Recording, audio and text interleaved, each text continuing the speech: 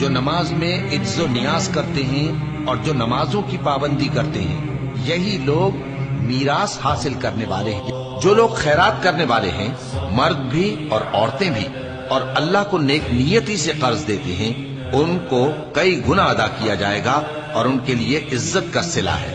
مومنو، تم پر روزے فرض کیے گئے ہیں جس طرح تم سے پہلے لوگوں پر فرض کیے گئے تھے کہ اللہ پر اور اس کے رسول صلی اللہ علیہ وآلہ وسلم پر ایمان لاؤ اور اللہ کی راہ میں اپنے مال اور جان سے جہاد کرو۔ جو آسودگی اور تنگی میں اپنا مال اللہ کی راہ میں خرچ کرتے ہیں اور غصے کو روکتے اور لوگوں کے قصور معاف کرتے ہیں، اور اللہ نیکوکاروں کو دوست رکھتا ہے۔ مومن تو وہ ہیں جو اللہ اور اس کے رسول صلی اللہ علیہ وآلہ وسلم پر ایمان لائے، پھر شک میں نہ پڑے۔ جس نے توبہ کی